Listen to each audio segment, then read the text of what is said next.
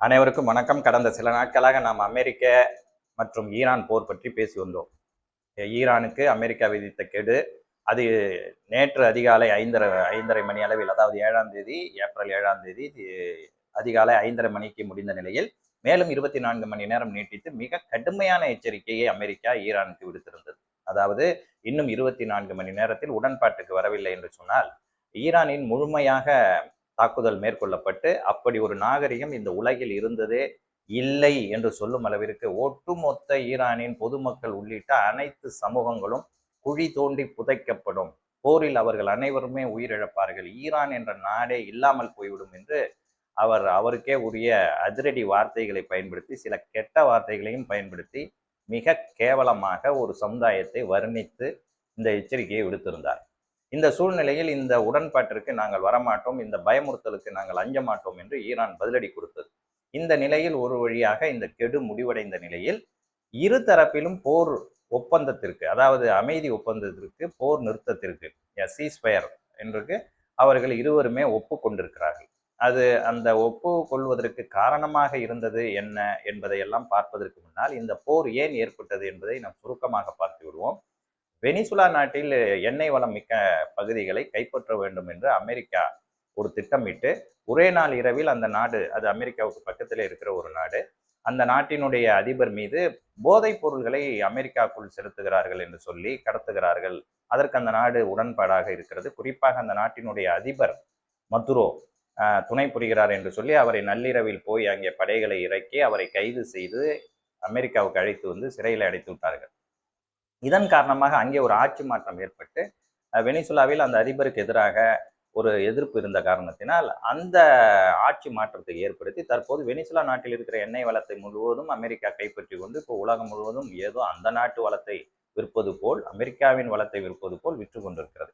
அதே நினைவில் கூட அமெரிக்கா ஈரான் மீது போர் தொடுத்ததா என்றால் அப்படித்தான் இருக்கும் என்று சொல்கிறார்கள். இரண்டு உடனடி காரணங்கள். ஒன்று, ஈரான் வலிமை மிக்க நாடாக தொடர்ந்து வளர்ந்து வருகிறது. தான் பாதுகாப்பு அளித்து கொண்டிருக்கிற அங்கே இருக்கிற சவுதி, துபாய், ஓமன், பஹ்ரைன் உள்ளிட்ட வளைகுடா நாடுகளில் எண்ணெய் நிறுவனங்களோடு செய்து கொண்டிருக்கிற ஒப்பந்தங்கள் வாயிலாக பெரிய வருவாயை அமெரிக்கா ஈட்டி வருகிறது.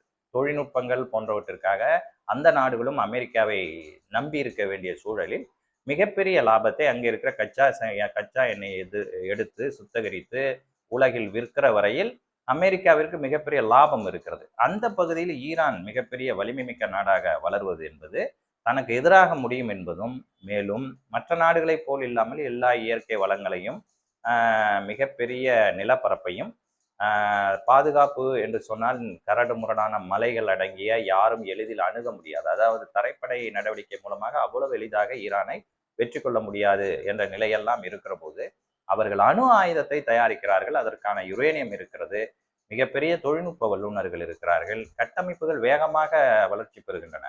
அந்த நாட்டினுடைய ஒரு பகுதியை இன்னொரு பகுதியை இணைப்பதற்கு ஒரு பாலம் கட்டப்படுகிறது.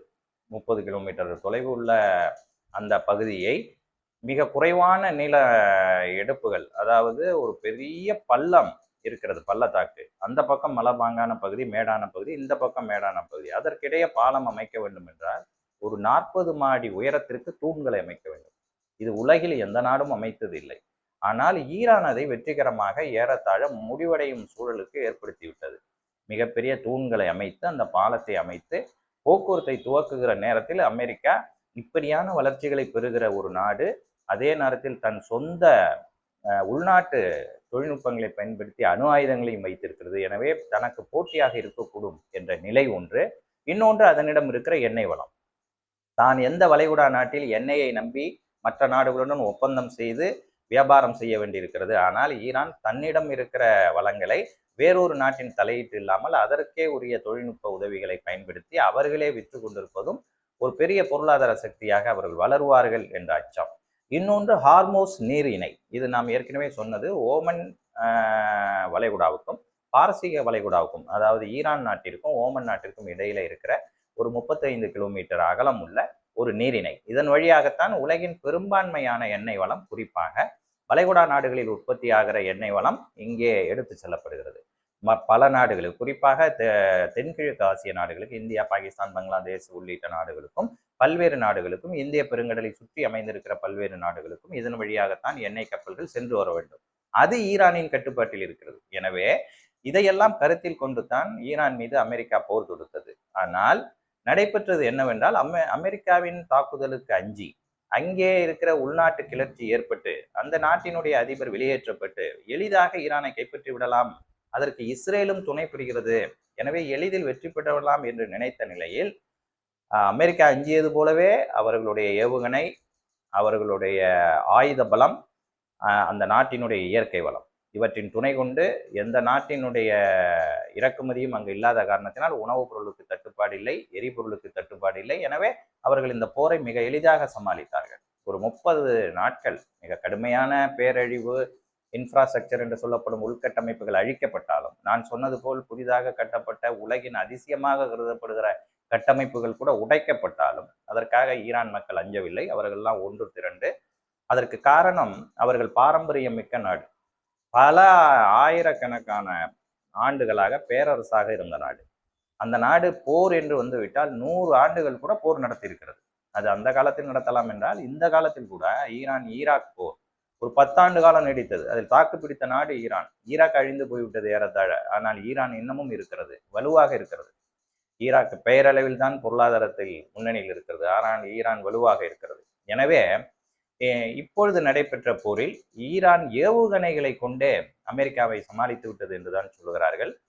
இப்பொழுது ஏற்பட்டிருக்கிற உடன்படிக்கை என்பது ஒரு 15 நாட்களுக்கு முழுமையான உடன்படிக்கை என்று இப்பொழுது ஏப்ரல் 8ஆம் தேதி காலை 10 மணி அளவில் கிடைக்கிற செய்திப்படி ஒரு 10 அம்ச கோரிக்கைகளை நிபந்தனைகளாக விதித்து ஈரான் இந்த போர் நிறுத்தத்திற்கு ஒப்புக்கொண்டிருக்கிறது. ஈரான் தரப்பில் அமெரிக்கா, ஈரான் இரு தரப்பிலுமான போர் ஒப்பந்தம் என்பதை தெளிவாக அறிவித்து விட்டது. அமெரிக்காவும் இரு தரப்பிலான போர் ஒப்பந்தம் என்பதை அறிவித்து விட்டது. இனிமேல் பேச்சுவார்த்தை திங்கட்கிழமை துவங்கும் என்றும், அதுவரையில் சில மோதல்கள் இருக்கலாம், ஆனால் முழுமையாக போர் நிறுத்தத்திற்கு வந்துவிட்டது. இந்த ஒப்பந்தத்தில் ஏன் ஈரான் இறங்கி வந்தது என்று பார்த்தால், ஈரான் தோல்வியடைந்து விட்டதா? அமெரிக்காவின் மிரட்டல், அதாவது நாளை அதிகாலைக்குள் ஒப்பந்தத்திற்கு வராவிட்டால் ஈரான் என்று ஒரு நாடே, அந்த நாகரிகமே மண் தோண்டி புதைக்கப்பட்டுவிடும், அந்த நாகரிகம் இருந்ததற்கான சுவடு இல்லாமல் போய்விடும், நான் அதை விரும்பவில்லை, ஆனால் அது நடக்கக்கூடாது, ஆனால் அது நடந்துவிடும், எங்களுக்கு அந்த வலிமை இருக்கிறது என்று அமெரிக்கா மிரட்டியதே அது காரணமா? அந்த 24 மணி நேரத்தில் உலகம் முழுவதும் இருக்கிற சர்வதேச ஊடகங்கள் எல்லாம் இப்படி அமெரிக்கா சொல்வது என்றால் அது அணு ஆயுதத்தை பயன்படுத்த போகிறது என்று செய்திகளை பரப்பியதா என்று பார்த்தால் அதுவும் ஒரு காரணம். ஆனால் அது மட்டுமே காரணம் இல்லை. அமெரிக்காவிலும் இது போன்ற செயல்களுக்கு எதிர்ப்பு கிளம்பிவிட்டது. ஒரு புதிய சட்ட திருத்தம் ஒன்று இருக்கிறது, 25வது சட்ட திருத்தம் என்று அவர்கள் ஏதோ சொல்லுகிறார்கள்.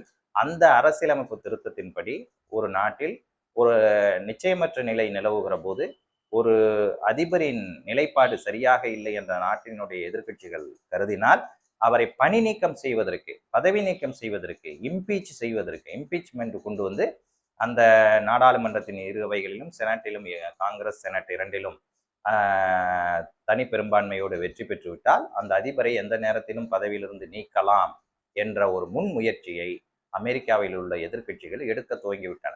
இப்படியான ஒரு அதிபரை, தடாலடியாக பேசக்கூடியவரை, இன்னொரு நாட்டை போய் நாகரிகமற்ற முறையில் பேசுவது, அவர்களுடைய நாட்டின் இறையாண்மையை மீறி போர் தொடுப்பது என்பதையெல்லாம் அமெரிக்காவில் இருக்கிற ஜனநாயகவாதிகள் ஏற்றுக்கொள்ளவில்லை. அமெரிக்காவில் அதிபரினுடைய கட்சியில் இருப்பவர்களும் இதை எதிர்க்க தொடங்கிவிட்டார்கள். ஒருவேளை இந்த பிரேரணை, இந்த மசோதா அவருடைய நாடாளுமன்றத்தில் வந்தால் என்னவாகும் என்ற அச்சம் உள்ளுக்குள் அவருக்கு இருந்திருக்கலாம், ட்ரம்புக்கு இருந்திருக்கலாம்.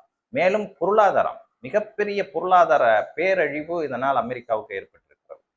ஒரு சில நாட்களிலேயே அமெரிக்காவின் பட்ஜெட்டில் 10 to 15% ஈரான் போருக்கு ஒதுக்க வேண்டிய சூழல். ஏற்கனவே பல லட்சக்கணக்கான கோடி ரூபாய் கடன் அமெரிக்காவுக்கு இருக்கிறது. உலகம் முழுவதும் கடன் வாரி வழங்குகிற அமெரிக்காவுக்கும் கடன் இருக்கிறது. எனவே இந்த கடன் சுமை ஒரு புறம் ஏறி கொண்டிருக்கிறது. அமெரிக்க செனட்டில் ஈரான் போருக்கு ஒதுக்க வேண்டிய நிதிக்கு அனுமதி கிடைக்காமல் அந்த நாட்டு எதிர்க்கட்சிகள் எதிர்க்கிறார்கள். இதையெல்லாம் ஒரு புறம் கருதுகிறார். மற்றொரு புறம் இஸ்ரேல் துணை கொண்டு இந்த போரை நடத்திவிடலாம் என்று நினைத்த நிலையில் ஹார்மோஸ் நீரிணையில் அது நடக்கவில்லை. அதை வெற்றிகரமாக ஈரான் முறியடித்து விட்டது. எனவே அமெரிக்கா தனக்கு தன்னுடன் எப்பொழுதும் இராணுவ உடன்படிக்கையில் இருக்கிற நேட்டோ அமைப்பினுடைய நாடுகளை, குறிப்பாக ஐரோப்பிய நாடுகளை தன் பக்கம் இழுத்து இந்த போரில் இழுத்து விட்டு விடலாம் என்று நினைத்தது. உலகில் இருக்கிற நாடுகள் அனைவரும் எரிபொருள் தட்டுப்பாட்டால் சிக்கி தவிக்கும் போது ஈரான் இந்த வேலையை ஏன் செய்கிறது, ஏன் ஹார்மோஸ் நீரினை தடுக்கிறது என்று கருதி எல்லோரும் அமெரிக்காவிடம் வந்து நாம் எல்லோரும் சேர்ந்து ஈரானை தாக்கிவிடலாம் என்ற நிலை ஏற்படும் என்று தப்பு கணக்கு போட்டது அமெரிக்கா. ஆனால் அப்படி ஒரு நிலை உலகில் ஏற்படவில்லை. எரிபொருள் சக்தி தீர்ந்து விட்ட போதும், பெட்ரோல் பற்றாக்குறை ஏற்பட்ட போதும் உலக நாடுகள் ஈரானை மட்டும் தவறாக கருதாமல் அமெரிக்காவும் இதை ஏன் செய்கிறது என்ற நிலைப்பாட்டை எடுத்தவுடன், இன்னொன்று அமெரிக்காவோடு இணைந்து போராடுகிற வலிமை எந்த நாட்டுக்கும் இல்லை. இப்பொழுதெல்லாம் யாரும் எந்த போரிலும் ஈடுபடுவதற்கோ பொருளாதாரத்தை இழப்பதற்கோ தயாராக இல்லை. ஏன்னால் பொருளாதாரம் மிகப்பெரிய ஒவ்வொரு நாட்டிற்கும் பலமாக இருக்கிறது.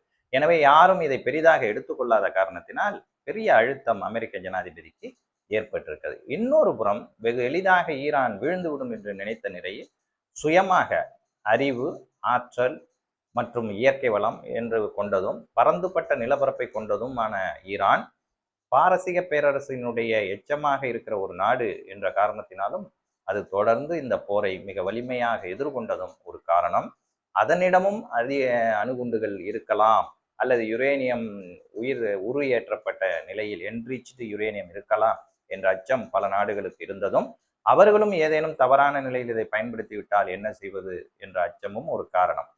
இதற்கு மேலாக பாகிஸ்தான் இதில் ஒரு சமாதான நடவடிக்கையை மேற்கொண்டு இரு நாட்டிற்கும் இடையே உடன்பாடு ஏற்படுவதற்கு காரணமாக இருந்திருக்கிறது.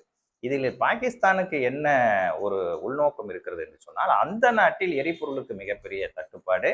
இதன் காரணமாக பாகிஸ்தானில் இருந்து பல லட்சக்கணக்கான மக்கள் வளைகுடா நாடுகளில் பணிபுரிகிறார்கள். அவர்களுக்கும் இதில் பாதிப்பு ஏற்படக்கூடும் என்ற நிலை. இன்னொன்று, ஒரு சமீப காலத்திற்கு முன்னால் பாகிஸ்தானுக்கும் சவுதிக்கும் இடையே ஒரு உடன்பாடு ஏற்பட்டது. அந்த உடன்பாடு என்னவென்றால், பாகிஸ்தானும் சவுதியும் போர் என்று வந்துவிட்டு இருதரப்பிலும் ஏதேனும் ஒரு நாடு தாக்கப்பட்டாலும் அது இரண்டு நாடுகளின் மீது இறையாண்மை மீது மேற்கொள்ளப்பட்ட தாக்குதல். எனவே ஒரு நாடு பாதிக்கப்படும் போது இன்னொரு நாடு போரில் குதிக்க வேண்டும் என்ற உடன்பாட்டை அவர்கள் செய்து கொண்டார்கள். அந்த உடன்பாட்டின்படி இப்பொழுது ஈரான் சவுதியை தாக்குகிறது.